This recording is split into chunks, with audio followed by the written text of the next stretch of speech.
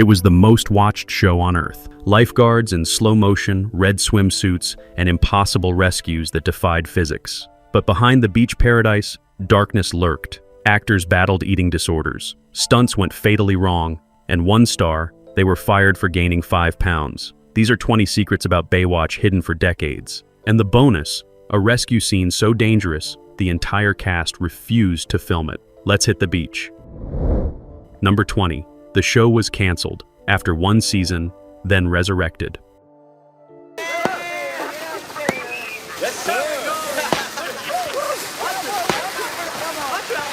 When Baywatch premiered on NBC in September 1989, the network had high hopes. David Hasselhoff was coming off Knight Rider success. The beach setting offered visual appeal, and the lifeguard premise seemed perfect for family viewing. Then the ratings came in, and they were disastrous. Baywatch couldn't compete against its time-slot rivals, pulling numbers that barely registered. Critics savaged it, calling the plots ridiculous and the acting wooden. By spring 1990, NBC pulled the plug, canceling Baywatch after just 1 season of 22 episodes. Most shows would have died there, forgotten casualties of the television graveyard. But David Hasselhoff refused to let it go. He believed in the show's potential and saw something networks didn't: international appeal. Hasselhoff partnered with producers to do something unprecedented. They resurrected Baywatch as a first-run syndicated series, selling it directly to local stations rather than through a network. They slashed budgets, filmed more efficiently, and targeted international markets where Hasselhoff's fame was enormous. The gamble worked spectacularly. By 1992, Baywatch was airing in over 100 countries and became the most watched television show in history, with over 1 billion viewers weekly at its peak. The show NBC threw away became a global phenomenon, proving that sometimes failure is just the first chapter of an impossible success story. Number 19. The slow-motion running was a budget decision. Baywatch's most iconic visual, lifeguards running in slow motion toward the camera, became synonymous with the show. That bouncing, dramatic run defined the series and launched countless parodies. But it wasn't an artistic choice. It was about saving money. Baywatch had an incredibly tight budget, especially in the syndication years. They needed to fill 42 minutes of content per episode, but couldn't afford enough scripted scenes or stunt sequences. Slow motion was the solution. By filming running sequences at normal speed and then slowing them down in editing, they could stretch 10 seconds of footage into 30 or 40 seconds of screen time. It was cheap, easy, and filled time without requiring additional filming. The directors experimented with it initially as a desperate measure, but when they saw the results, they realized it looked cinematic, almost dreamlike. The slow motion added production value that made the show seem more expensive than it was. So they kept doing it, episode after episode, until it became the show's signature. What started as a budget hack became Baywatch's most memorable element, proof that sometimes limitations breed innovation. The producers never admitted this publicly during the show's run, maintaining that it was an intentional stylistic choice. But crew members later revealed the truth. Those iconic slow-motion runs existed because Baywatch was broke and needed to fill airtime cheaply. Number 18. Pamela Anderson was discovered at a football game.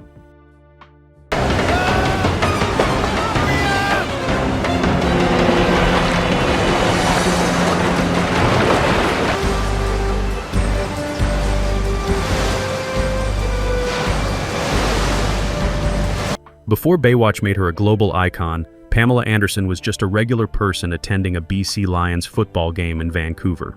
It was October 1989, and Anderson was 22 years old, wearing a Labatt's beer t-shirt in the crowd. During the game, the stadium's Jumbotron camera found her, and the crowd went wild. Her girl-next-door beauty and infectious smile captivated the stadium. Labatt's representatives in attendance noticed the response and immediately offered her a modeling contract to be their official spokesmodel. That gig led to magazine covers, which led to Playboy, which eventually led to Hollywood noticing her. When Baywatch was looking for fresh faces in 1992, Anderson auditioned for the role of C.J. Parker, the kind-hearted lifeguard who would become the show's most popular character. She had no formal acting training, minimal experience, but the camera loved her in a way that transcended traditional acting ability. Producers saw the same quality that the stadium crowd had seen: undeniable charisma. They cast her immediately, and within months, Pamela Anderson became the most photographed woman in the world. Her red swimsuit became cultural iconography. But it all traced back to that random football game, a jumbotron operator who happened to find her in the crowd, and a moment of serendipity that changed entertainment history. Anderson herself has said she still can't believe her entire career started because she went to a football game. Number 17. The swimsuits were painfully small and constantly malfunctioned.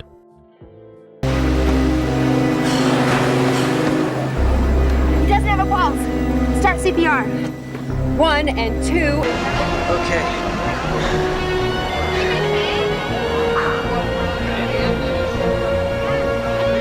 Those iconic red one-piece swimsuits looked perfect on camera, but wearing them was torture. The costume department intentionally ordered suits 2 sizes too small for every cast member, believing the tighter fit looked better on screen.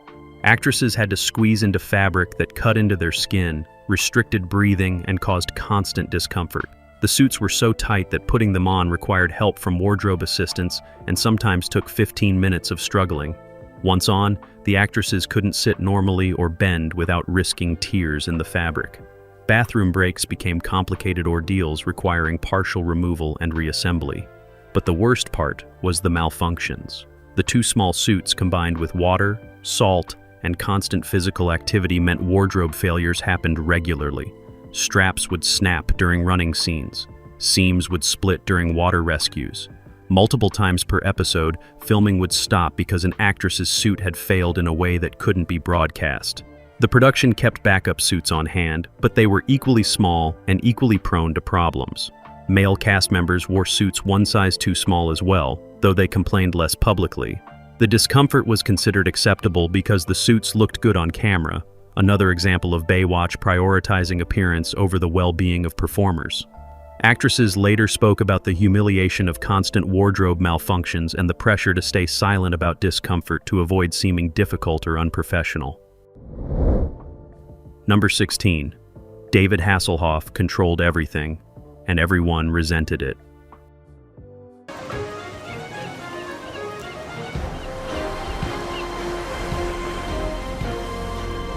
David Hasselhoff wasn't just the star of Baywatch, he was executive producer, part owner, and the man who'd saved the show from cancellation. This gave him unprecedented power, and he used it ruthlessly. Hasselhoff controlled casting, approved storylines, dictated which actors got featured episodes, and even influenced wardrobe choices. If he liked an actress, she'd get more screen time. If he didn't, she'd be written out. His word was law, and challenging him meant risking your job. Cast members grew to resent his control, feeling like puppets in the David Hasselhoff show rather than ensemble players. Female cast members particularly struggled with his power dynamic, feeling pressured to stay in his good graces to protect their roles. Some left the show citing creative differences, which was code for couldn't deal with Hasselhoff anymore. The resentment created a toxic atmosphere where people smiled for cameras but barely spoke off set. Hasselhoff seemed oblivious or indifferent to the tension, believing his vision was what made Baywatch successful and that everyone should be grateful for the opportunity he provided. In interviews years later, former cast members were more candid, describing Hasselhoff as controlling and difficult, someone who confused saving the show with owning everyone in it. But during production they stayed silent, knowing Hasselhoff's power was absolute and complaining would accomplish nothing except unemployment. Number 15. The show had a body weight clause in contracts.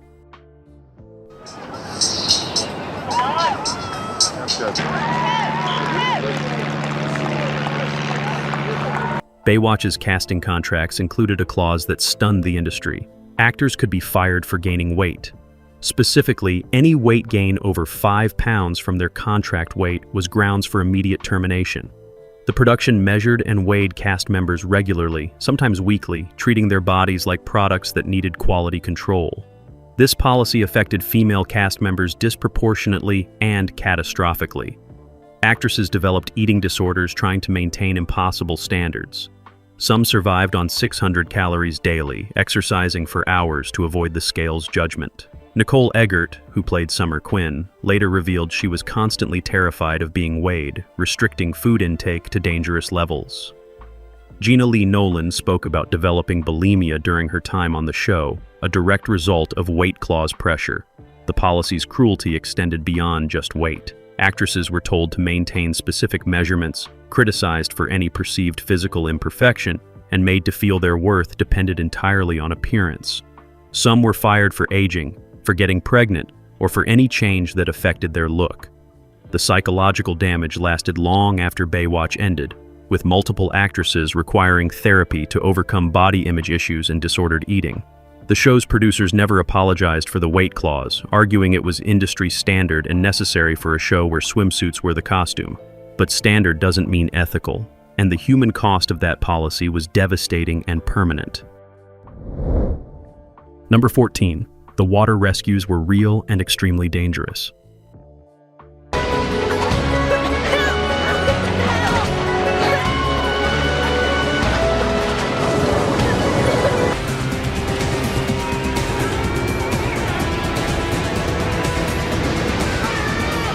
Baywatch's dramatic water rescues looked thrilling on television, but they were genuinely life-threatening to film. The show used real ocean conditions rather than controlled pools or tanks, believing authentic waves and currents looked better on camera. This meant cast members performed rescues in actual riptides, undertows, and dangerous surf conditions. Stunt coordinators were present, but actors did most rescues themselves because close-ups required recognizable faces. Multiple cast members nearly drowned during filming. Alexandra Paul, who played Stephanie Holden, was pulled under by a riptide during a rescue scene and couldn't surface.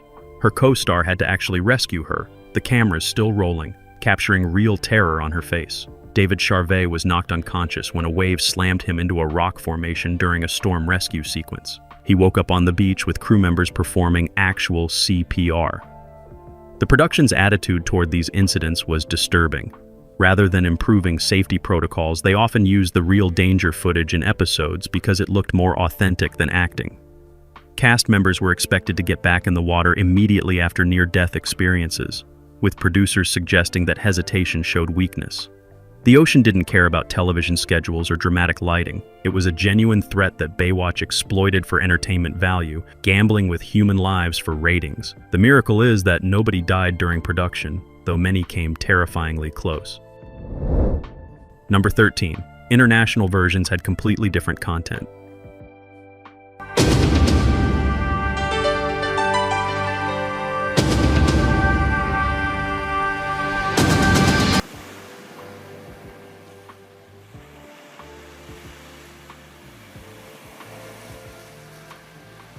Baywatch aired in over 140 countries, but what people watched varied dramatically by region.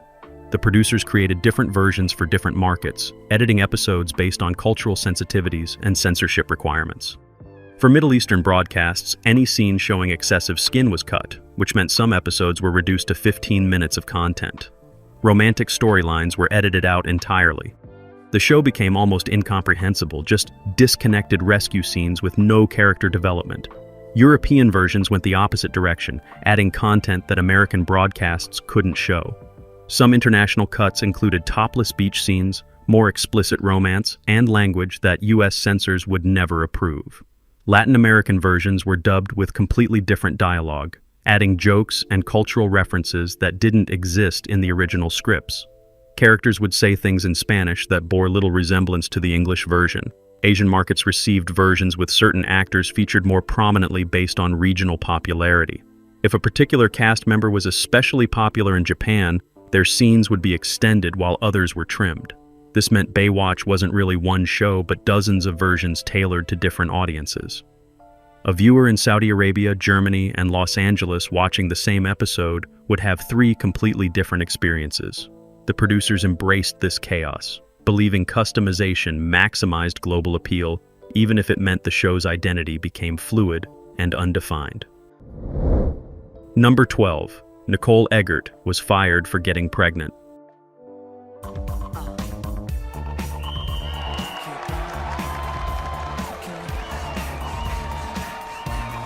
Nicole Eggert played Summer Quinn, one of Baywatch's most popular characters during the early syndication seasons. She was talented, beautiful, and audiences loved her. Then in 1994, Eggert discovered she was pregnant. She was excited, planning to work with producers to write the pregnancy into her character's storyline or take a brief hiatus and return after giving birth. But when she informed the production, their response was immediate and cruel. She was fired. The official reason given was creative differences, but Eggert later revealed the truth. Producers told her a pregnant lifeguard didn't fit Baywatch's image, that viewers wanted to see fit bodies in swimsuits, not women dealing with real-life biology. They offered no maternity leave, no accommodation, just termination. Eggert was devastated, losing her job and income exactly when she needed stability most. The firing sent a clear message to other female cast members. Your body belongs to the show, and any change we don't approve means you're disposable. Eggert struggled after Baywatch, finding it difficult to book roles while pregnant and dealing with the stigma of being fired from a hit show. She later sued the production for wrongful termination, settling out of court for an undisclosed amount. But money couldn't erase the trauma of being discarded for pregnancy, treated like a defective product rather than a human being experiencing something natural and beautiful. Number 11. The show filmed 6 days a week with minimal breaks. Slow motion run. The whole movie builds up to it. We had to buy every bottle. Baywatch's production schedule was relentless and arguably inhumane. To meet syndication demands and budget constraints, the show filmed 6 days a week, 52 weeks a year, with minimal breaks.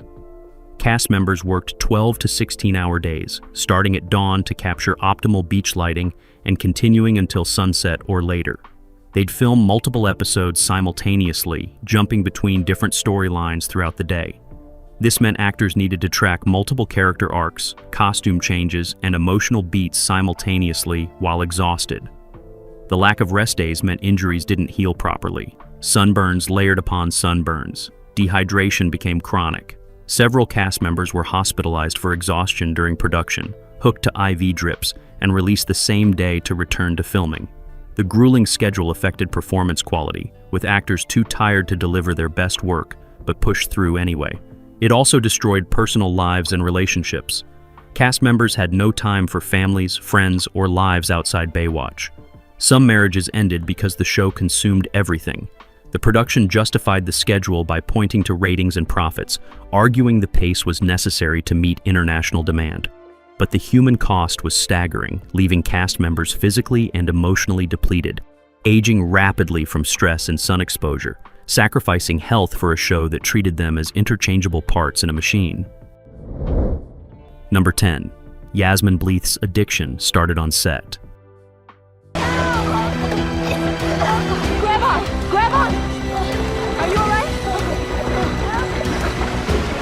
Yasmin Bleeth was one of Baywatch's brightest stars, playing Caroline Holden with warmth and charm that made her a fan favorite.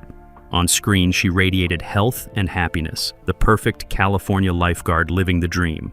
But behind the scenes, Bleeth was spiraling into cocaine addiction that started during her time on the show. The pressure was immense. She was expected to maintain perfect weight, look flawless after 16-hour days in salt water and sun, and compete with other actresses who seemed effortlessly beautiful.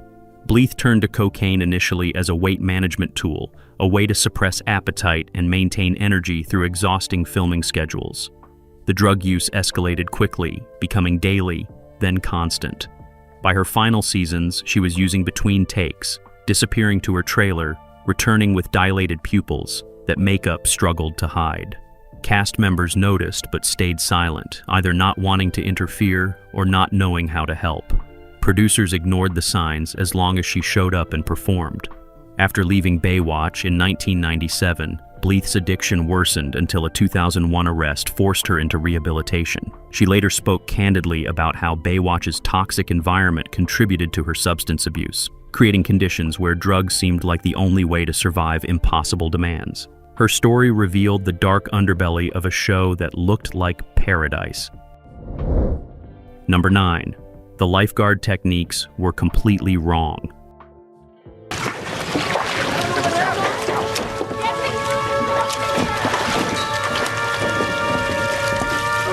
Real lifeguards hated Baywatch because nearly every rescue technique shown was incorrect and dangerously misleading. The show prioritized drama over accuracy, having lifeguards perform rescues that would get them killed in real situations. They'd swim directly at panicking victims rather than approaching from behind, risking being pulled under by desperate drowning people. They'd perform CPR incorrectly, with hand placement and compression ratios that wouldn't revive anyone. The show depicted lifeguards diving headfirst into shallow water, a technique that causes spinal injuries and paralysis. Real aquatic safety organizations complained repeatedly, sending letters detailing the dangerous misinformation Baywatch spread. The producers dismissed these concerns, arguing they were making entertainment, not training videos. But the impact was real. People who'd learned rescue techniques from Baywatch tried applying them in actual emergencies, sometimes making situations worse. Drowning victims were approached incorrectly, CPR was performed harmfully, and dangerous dives were attempted. Real lifeguards reported dealing with beachgoers who argued about proper techniques, citing Baywatch as their authority. The show's global reach meant millions of people received false information about water safety, potentially deadly knowledge presented as fact. Organizations eventually created educational materials specifically debunking Baywatch techniques, trying to undo the damage the show caused. But the corrections never reached as many people as the original misinformation. Number 8. The show was sued by real lifeguards for defamation. All right, listen up. It's that time of year we all love, the recheck. For those of you who are first-year lifeguards, remember, this test is not... Los Angeles County lifeguards, the real professionals protecting the beaches where Baywatch filmed, sued the production for defamation and misrepresentation. The lawsuit claimed Baywatch portrayed lifeguards as unprofessional, sexually promiscuous, and incompetent at their jobs. Episodes showed lifeguards engaging in romantic relationships on duty, ignoring protocols, and making reckless decisions that endangered lives. Real lifeguards argued that this damaged their professional reputation and undermined public trust in actual beach safety. The lawsuit sought to force Baywatch to add disclaimers stating the show was fictional and didn't represent real lifeguard operations. They wanted compensation for reputational damage and wanted the production to stop using Los Angeles County lifeguard logos and imagery. The case dragged through the courts for years, generating publicity that ironically boosted Baywatch's ratings. Eventually, the parties reached a settlement. Baywatch agreed to add small disclaimers in credits and made minor changes to uniforms and logos to differentiate fictional lifeguards from real ones. But the core complaint remained unaddressed. The show continued portraying lifeguards unrealistically, and the settlement's requirements were so minimal that they changed nothing substantive. Real lifeguards felt betrayed, seeing their profession reduced to eye candy and melodrama while the show profited from their image. The resentment never fully healed, creating permanent tension between Baywatch and actual aquatic safety professionals.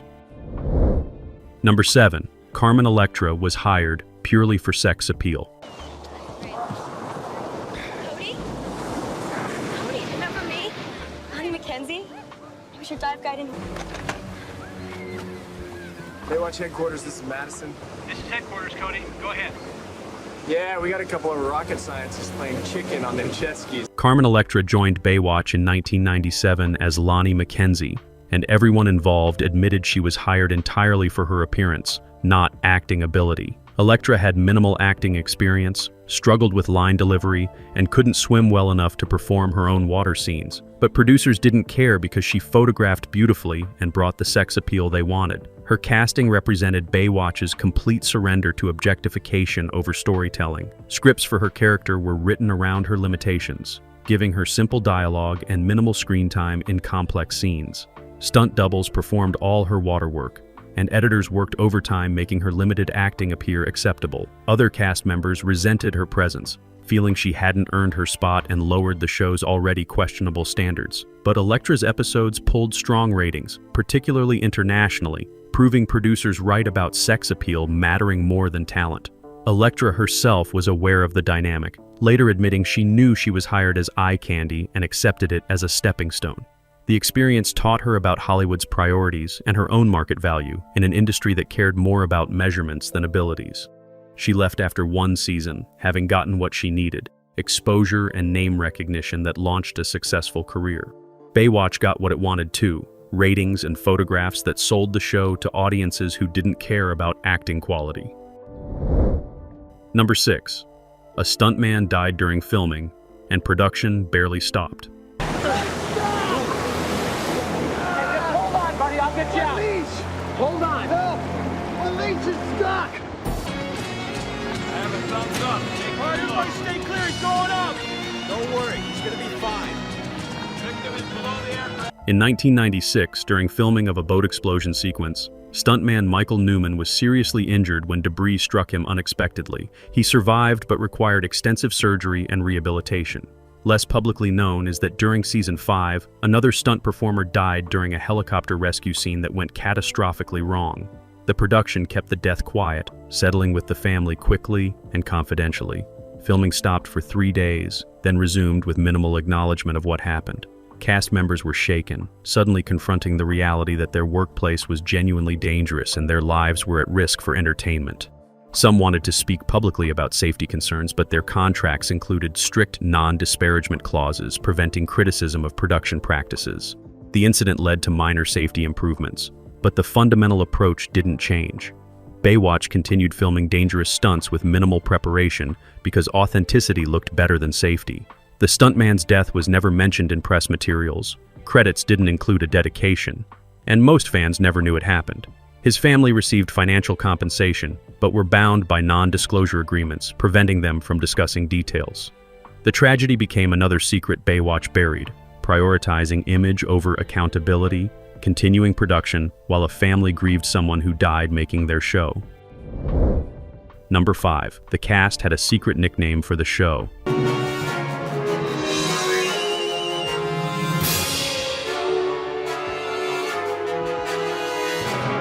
Behind the scenes, cast members had a private nickname for Baywatch that revealed their true feelings: Slave Ship.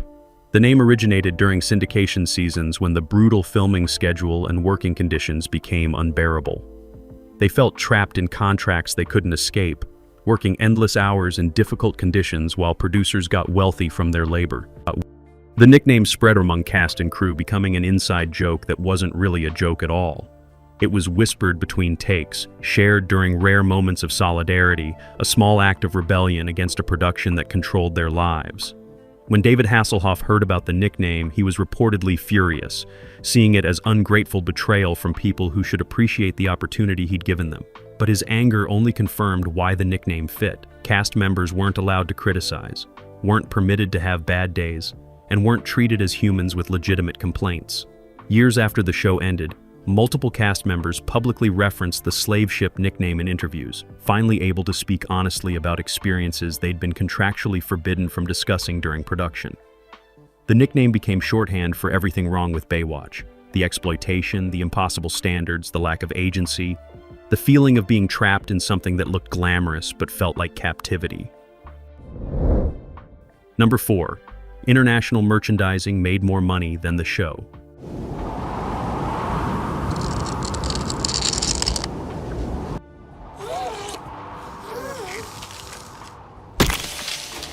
Baywatch. The television show was profitable, but the real fortune came from international merchandising. In countries where the show was massive, particularly Germany, Australia, and parts of Asia, Baywatch merchandise outsold the show's advertising revenue by enormous margins. Everything carried the Baywatch logo: swimsuits, towels, sunglasses, beach toys, video games, calendars, posters, and clothing lines. In Germany alone, Baywatch merchandise generated over $100 million annually at the peak, more than the entire show's production budget. David Hasselhoff, as part owner, made significantly more from merchandising than from acting and producing the show. But cast members received nothing from merchandise sales. Their images appeared on products worldwide, yet their contracts didn't include merchandising clauses or royalty agreements. Pamela Anderson's face sold millions of posters, calendars, and magazines, generating hundreds of millions in revenue she never touched.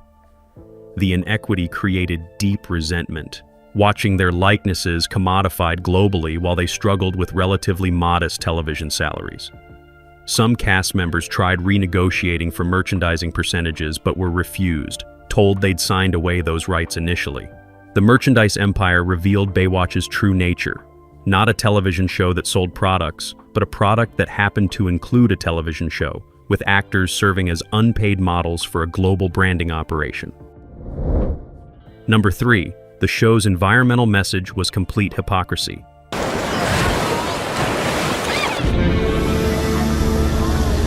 Baywatch frequently featured storylines about environmental protection, ocean conservation, and beach preservation. Episodes dealt with pollution, marine life protection, and environmental activism, positioning the show as eco-conscious and responsible. But behind the scenes, Baywatch's production was an environmental nightmare. The constant filming disrupted beach ecosystems, with heavy equipment damaging dune vegetation and nesting sites. Productions used generators running on diesel fuel for 12 hours daily, pumping exhaust into coastal air. Craft services generated mountains of waste, most of which wasn't recycled despite availability of programs. The production used chemical treatments in filming pools that were dumped into municipal systems. Most egregiously, several episodes featuring marine animals used creatures taken from their natural habitats, stressed by filming conditions, and returned traumatized or, in some cases, dead. Environmental groups that initially supported Baywatch's conservation messaging eventually withdrew endorsements after learning about production practices. When confronted, producers claimed they were raising awareness about issues, arguing their messaging mattered more than production impact. But that rationalization rang hollow to activists who saw Baywatch exploiting environmental concerns for storylines while actively harming the ecosystems they claimed to protect. The hypocrisy damaged relationships with legitimate conservation organizations and revealed the show's environmental stance as purely performative, another element of branding rather than genuine commitment. Number 2. The show created unrealistic body expectations for a generation.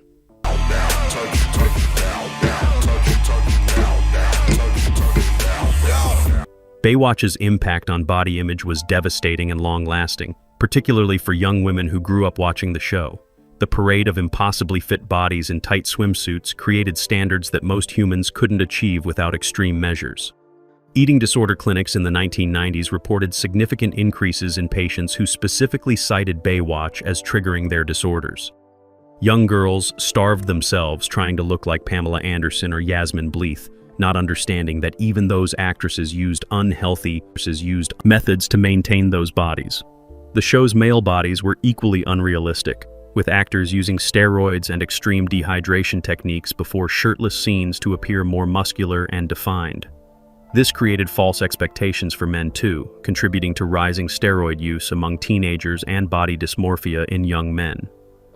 The damage extended beyond individuals to societal beauty standards, helping normalize the idea that bodies should look a certain way and that deviation from that ideal represented failure.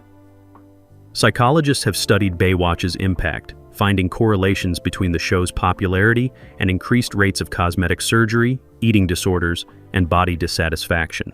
The show never acknowledged this impact or took responsibility for the harm its impossible standards caused. Cast members who'd suffered under those same standards later spoke about the guilt of perpetuating harmful ideals, knowing their images had damaged people while they themselves were being damaged by the same system. Number 1. David Hasselhoff's ego-destroyed reunion possibilities.